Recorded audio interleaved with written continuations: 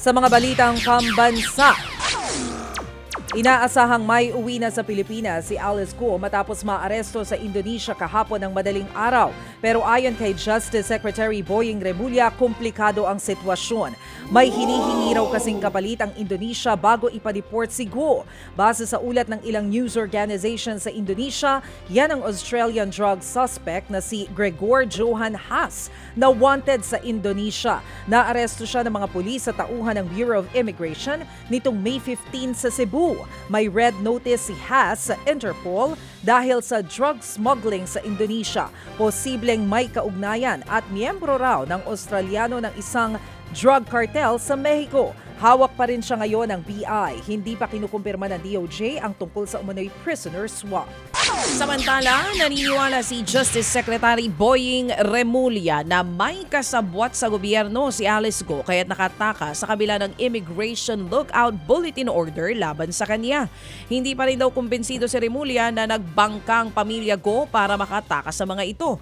Ang tingin ng kalihim, may kasabwat ng mga opisyalis ng Bureau of Immigration sa pagtakas ni Go. Kasama raw ito sa iimbestigahan ng pamahalaan. Sa ibang balita, iginiit ni Pangulong Bongbong Marcos na hindi pamumulitika ang mahigpit na pagbusisi ng mga mambabata sa panukalang pondo ni Vice President Sara Duterte.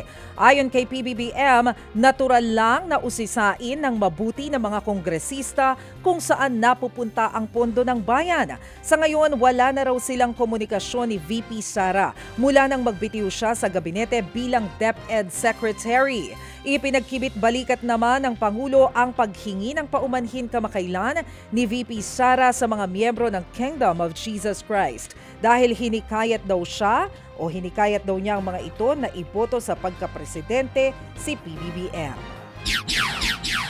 Your prerogative, I still don't understand why, but that is her wish.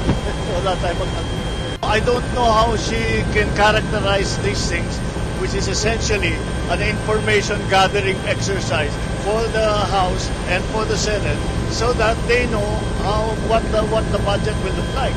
So there's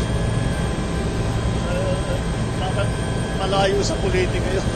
Tinig po yan ni Pangulong Marcos. Samantala, tinawanan lang ng Pangulo ang kumakalat na balita online na nagkaroon daw siya ng medical emergency at kinailangang isugod sa ospital. Oras po.